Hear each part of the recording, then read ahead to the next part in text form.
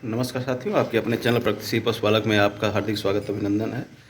और व्यस्तता बहुत होने के चलते जो है कि वीडियो बनाने में हो सकता है कि अ, देर हो रही हो और कम वीडियोज आ रहे हों हमारे चैनल पे। और वीडियो कम डालने का मुख्य कारण आप लोग को मैंने बता ही दिया। बिटिया की शादी है और 26 को है, तो जिसके चलते जो है कि काफ़ी व्यस्त है, सारा चीज़ देखना होता है। इस वजह से जो है वीडियो बनाने में मैं सक्षम नहीं हो पा रहा हूँ। उसके लिए बहुत बहुत अफसोस है हमें, और सॉरी आप लोगों को। हमारा हमेशा प्रयास रहता है कि चैनल के माध्यम से कुछ ना कुछ अच्छी जानकारियाँ आप लोगों को दें, ताकि बहुत से भाई जो है कि फॉलो करते हैं, अनुसरण करते हैं। सब्सक्राइबरों को उम्मीद रहती है कि जो है कि इस चैनल पे अधिक से अधिक अच्छा वीडियो आए, और जिससे कि कुछ सीखने को मिले।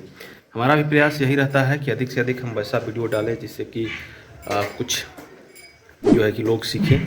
कुछ नए पशुपालक होते हैं, कुछ पुराने पशुपालक भी होते हैं, जो कि सारी चीज़ों के बारे में जानकारी सभी को नहीं हो पाती है। कहने का मतलब ये है कि बहुत सी ऐसी चीज़ें होती हैं जिसकी जानकारी हमें नहीं होती है, और एक दूसरे से हम जो है कि देख कर सीखते हैं, या फिर अपने अनुभव से उस चीज़ को सीखते हैं। तो ऐसे में मेरा हमेशा प्रयास रहता है कि अधिक से अधिक ऐसा वीडियो डाला जाए जिससे कि आप लोगों को कुछ अधिक से अधिक ऐसी जानकारियाँ दें जिससे कि आप लोग सीखें, और डेयरी सेक्टर में आने वाली हर तरह की समस्याओं से जूझें। जूझने का मतलब है कि उसकी चुनौती को स्वीकार करें, और जो है कि अच्छे ढंग से उस चुनौती को हम उससे निपट लें, ताकि वो एक समस्या ना बन पाए, एक बड़ा नुकसान का कारण ना बन पाए।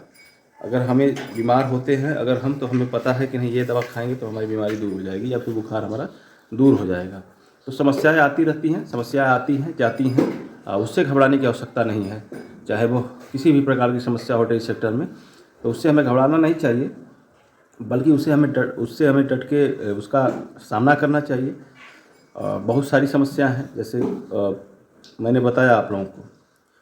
बहुत से डेयरी फार्मर ऐसे होते हैं कि जो कि थनैले की समस्या से काफ़ी परेशान होते हैं।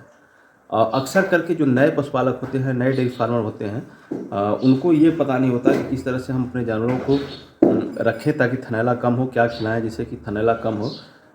थनैला होने का मुख्य कारण यही होता है कि रूमेन में जैसे ही एसोडेसिस की मात्रा बढ़ती है, तो जानवरों को थनैला अक्सर करके हो जाता है। अगर रूमेन सही है, पाचन क्रिया सही है, गोबर अच्छा है, कंफर्टेबल महसूस करते हैं जानवर, अगर हम अपने फार्म पे साफ़ सफाई रखते हैं, तो थनैले की समस्या बहुत कम आती है। बहुत सी आप डेयरी फार्मों में देखते होंगे, जहाँ जानवरों की संख्या काफ़ी ज़्यादा है, तो वहाँ पॉसिबल नहीं होता है कि हर समय जो है कि गोबर को उठाया जाए, साफ़ किया जाए, या फिर जहाँ वो खुले में रहती हैं वहाँ अगर जानवरों को छोड़ दिया जाए तो पर डे का गोबर वहाँ उठाया जाए, ऐसा नहीं होता है। वैसे जगहों पे जो है क्या होता है कि लोग गोबर छोड़ते हैं, गोबर को छोड़ देते हैं, सूखता है, उसमें जानवर चलते हैं, उसको पैर से दबाते हैं, और वो एक स्पंज का काम करता है, गद्दा का काम करता है, और आसानी से उसमें जानवर जो है बैठते हैं। कहीं कहीं आप लोग देखते होंगे कि जानवर कीचड़ में ही बहुत अपने को गर्मी के दिनों में सुखद महसूस करते हैं। सुखद महसूस करने का मतलब यह है कि गर्मी में काफ़ी टेम्परेचर हाई होता है, और जानवर जाके जहाँ उन्हें ठंडा मिलता है, कीचड़ में ठंडा मिलता है, और वहाँ जाके आराम से बैठते हैं। तो कीचड़ क्या है, गंदगी ही है, लेकिन वहाँ जाने के बाद भी उन्हें थनैला नहीं होता है। तो सबसे बड़ी चीज़, अगर हम अपने जानवरों का रूमेन सही रखते हैं, अगर उनका रूमेन सही है तो फिर हर एक चीज़ सही है। अगर उनका रूमेन सही है तो फिर उनकी पाचन क्रिया सही होगी, भोजन की जब पाचन क्रिया सही होगी तो गोबर सही होगा, उन्हें गैस नहीं बनेगा, और उन्हें थनैले की समस्या कम होती है। आप लोगों को बताना चाहते हैं कि शुरू में जब मैंने डेयरी फार्म को स्टार्ट किया था 2019 में, तो उस समय थनैला ने हमें इतना परेशान किया कि अब ये हो रहा था कि सुबह जो है कि आप दूध निकाल के गए, शाम को आए देखे कि एक गाय का थन जो है एक साइड में सूजन हो गया है। अब धोने गए तो दूध तो फ्रेश आया, लेकिन सेकेंड टाइम में क्या हुआ, पूरा दूध जम गया, छेछड़ा जैसा आ गया, थन और भी कड़ा हो गया, और भी स्वेलिंग हो गई। तो फिर डॉक्टर को हम लोग बुलाते थे, और 800-800, 1200 के इंजेक्शन 3 दिन 4 दिन लगता था। दूध काफ़ी कम हो जाता था, और ये गारंटी नहीं थी कि जो है कि थनैला जो है ठीक ही होगा। एक गाय को तो ऐसा थनैला हुआ था कि उसका पूरा जो है कि थन पूरा हार्ड हो गया था, थन हार्ड हो गया था, और उसको मैंने बहुत सा ट्रीटमेंट कराया, 3 दिन लगातार इंजेक्शन लगवाया। उसके बाद यूट्यूब से देख के मैंने उसे जोक्टिम लगाया। जोक्टिम के साथ जितने भी हेल्पिंग इंजेक्शन होते हैं उसको मैंने लगाया। फिर उसके बाद एक इंजेक्शन कोई था 1200 समथिंग का, सिर्फ एक एंटीबायोटिक थी। यूट्यूब पर देखा मैंने, उसमें ये था कि बस 1 डोज लगाओ और थनैला गायब। तो उसको भी मैं हर जगह नहीं मिल रहा था तो बहुत दूर से मंगवाया और उसको भी मैंने लगाया अपने गाय को, लेकिन उसका कोई ख़ास असर नहीं दिखा। तो वैसे में मैंने 6-7-8 हज़ार की दवा कर डाली, लेकिन थनैला ठीक नहीं हुआ। और अंत में क्या हुआ कि जो हार्डनेस था, बिल्कुल थन का दूध तो ख़त्म ही हो गया, पूरा हार्ड हो गया पत्थर की तरह। और उसके बाद उसका थन जो है कि फट गया। थन फटा, उसमें से मवाज टाइप का थोड़ा थोड़ा आने लगा। लगभग 1-2 महीने तक आया। उसके बाद डॉक्टर को मैंने बुलाया, कम से कम इसका जो है कि ठीक है बाढ़ चला गया, लेकिन कम से कम जो ये थन से मवाज आ रहा है उसका घाव जो है वो सूख जाए। तो उन्होंने क्या बोला कि ये जो अंदर का खजाना है जब तक से पूरा बाहर नहीं निकल जाएगा सड़ के, और बदबू भी देता था, बहुत ज़्यादा बदबू देता था, एकदम सड़ गया था। तो उन्होंने बताया कि जब तक से आप जो है ये पूरा सड़ के इसका जो है कि बाहर नहीं आ जाएगा खजाना फट के, तब तक से ये ठीक होने वाला नहीं है। तो मैंने दूसरे डॉक्टर से समझा। दूसरे डॉक्टर ने क्या बोला कि जौनपुर का डॉक्टर था, शुक्ला करके, जो कि क्षेत्र में काफ़ी जगह कुछ लोग तारीफ़ भी करते हैं और कुछ लोग जो है उसका शिकायत भी करते हैं। तो वो आया। उसको आने के बाद मैं बहुत से डॉक्टरों को ये निवेदन करूँगा, इस तरह का शब्द जो है उनके लिए निकल रहा है, क्योंकि उन्होंने मेरे साथ अच्छा नहीं किया था, इसलिए इस तरह का शब्द निकला। जब आपको किसी चीज़ की जानकारी नहीं है तब उस चीज़ के लिए आप हाथ न लगाएं, सबसे बड़ी बात। और सीखने की जगह ये जानवर एनिमल्स होते नहीं कि आप जो है कि जाके सीख रहे हैं उसमें।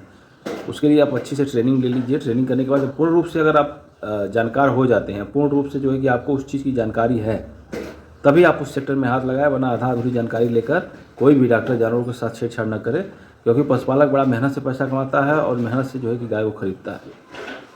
तो वैसे स्थिति में अगर आप ऐसा करते हैं तो वो एक उसके लिए जो है कि आपसे उससे बुरा आपके लिए कोई नहीं होता है, या फिर आप से बुरा उसके लिए कोई नहीं होता है। अब समझने का अंतर है कि वो क्या करेगा, वो कैसा लैंग्वेज का इस्तेमाल करेगा। अगर किसी ने 50,000, 60,000, 70,000 की गाय खरीद के लाया, एक एक पैसा इकट्ठा करके, मेहनत करके, और उसके जानवर जो है बीमार होते हैं और आपके पास कोई आइडिया नहीं है और ट्रायल कर रहे हैं कि ये इंजेक्शन मैं जानता हूँ, ये लगा दूंगा तो ठीक हो जाएगा, और वो इससे नहीं ठीक हुआ तो फिर दूसरा प्रयोग करने लगे। तो ये शुक्ला जो डॉक्टर था वही किया हमारे साथ। उसने क्या बोला कि ठीक है, इसको मैं ठीक कर दूंगा, उसका ऑपरेशन करके मैं उस चीज़ को बाहर निकाल दूंगा, और उसके बाद 2-3 दिन 4 दिन तक आऊँगा, उसकी सफाई करूँगा, इंजेक्शन लगाऊंगा, सूख जाएगा। अब देखिए वो क्या काम किया कि जो ऊपर से लटका हुआ चीज़ था, उसमें से जो थन से फटा हुआ था, जो लटका था बाहर, उसी को काट के निकाल दिया। और जो सिंपल जो है कि जो आते हैं इंजेक्शन, पेंडिस्ट्रीन मलहम था, वो किस ग्रुप का है, एमॉक्सिलिन ग्रुप का आता है शायद। तो उसी की डीसी जो होता है, डीसी इंजेक्शन लगभग 50 रुपये का एक आता है। वो डीसी इंजेक्शन लगाता था, हमसे 1500 रुपया लिया फर्स्ट डे। दूसरे दिन आया 1200 लिया। तीसरे दिन क्या किया, और जबकि उसमें पूरा छोड़ दिया, उसका पूरा साफ भी नहीं किया, पूरा निकाला भी नहीं, ऑपरेशन भी सही नहीं किया। तो दूसरे दिन क्या हुआ कि मैंने उसको 1200 दे दिया, फर्स्ट डे 1500 दे दिया। थर्ड डे मैंने बोला कि ठीक है कल आइए आप, कल आपको पैसा ये भी और वो जोड़ के दे देता हूँ। उसने क्या काम किया कि भी फोर्थ डे आया ही नहीं। ये तो काम तुम सही नहीं किए हो। उसके बाद 1 हफ्ते तक लगातार उसमें से मवाज आता रहा, फिर लटक गया, उसमें से जो उसका खजाना था बाहर आ गया सफ़ेद। बदबू बहुत ज़्यादा देता था, गाय इन्फेक्शन बहुत ज़्यादा था उसके अंदर। तो वैसे में तो गाली निकलेगा ही वैसे डॉक्टरों के लिए। फिर मिल गया वो एक जगह। तो मैंने जो नहीं कहना था वो कहा, लेकिन उसके पास शब्द नहीं थे कि उसके आगे वो कहे क्या। बाढ़ तो चला गया ठीक है, लेकिन कम से कम उसके घाव को तो सूखना चाहिए। फिर एक डॉक्टर थे, डॉक्टर विनोद यादव। उन्होंने बताया कि गुरुजी ऐसा है कि जब तक से ये पूरा सड़ के बाहर नहीं निकलेगा तब तक से ये ठीक नहीं होगा। तो फिर कुछ दिनों के बाद, लगभग 15, 20, 25 दिन के बाद धीरे धीरे वो और लटक गया। तो उन्होंने वो आए और हाथ लगा के उसको पूरा बाहर निकाल दिए। बोले कि ठीक है, इसको जो है कि 3-4 दिन इसकी धुलाई कर दीजिए और एक इंजेक्शन बता रहा हूँ वही लगा दीजिएगा, धीरे धीरे सूख जाएगा। ठीक है, सूख गया वो। उनके ट्रीटमेंट से ही सही हुआ, डॉक्टर विनोद यादव जी के। उन्होंने पैसा भी शायद बहुत कम लिया था, 200 या 300 रुपये लिए थे उसको निकालने के और उसकी साफ सफाई करने के और उस दिन के इंजेक्शन के। तो वही कहने का मतलब ये है कि जब आपके पास कोई आइडिया नहीं है, अगर आपके पास जानकारी नहीं है, तो वैसे में जो है कि आप जो है कि जानवरों को हाथ मत लगाएं, टच ही नहीं करें जब तक से पूर्ण रूप से। डॉक्टर क्या होता है, रोगियों के लिए, पेशेंट के लिए डॉक्टर भगवान का दूसरा रूप होता है। और वैसे लोगों के साथ जो है ठगी का काम जब आप करोगे तो आपको भगवान भी माफ़ नहीं करेगा, कहीं ना कहीं आप जो है उससे ज़्यादा नुकसान हो जाएगा। तो हम थे थनैले के पॉइंट पे, तो उस समय हम बहुत परेशान थे थनैला से।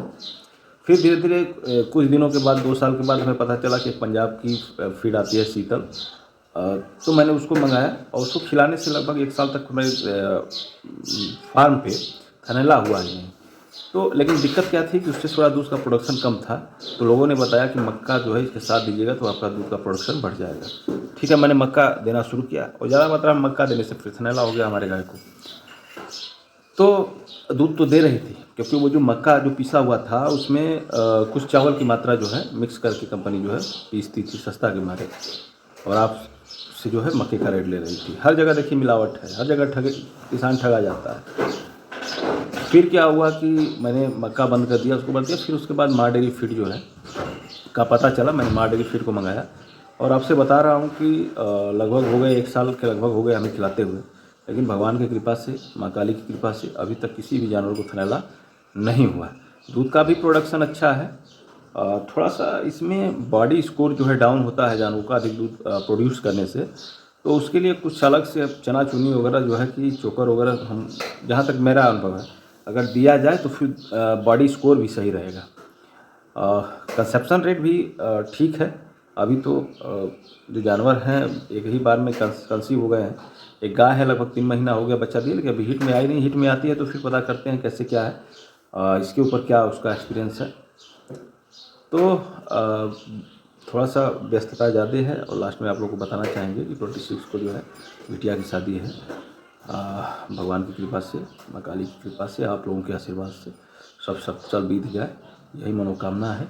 और अपना आशीर्वाद आप लोग ज़रूर दीजिए, ताकि हर बेटी जो है कि जहाँ जाए वहाँ सुखी रहे, यही हम उम्मीद करते हैं और भगवान से यही जो है दुआ मांगते हैं, आशीर्वाद मांगते हैं। बिटिया जहाँ भी रहे सुखी रहे, स्वस्थ रहे। बाकी हर इच्छा केवलम हरि की इच्छा के सिवा कोई, उनकी इच्छा के सिवा कुछ पत्ता भी नहीं हिल सकता है। तो बाकी हम लोग तो आम इंसान हैं।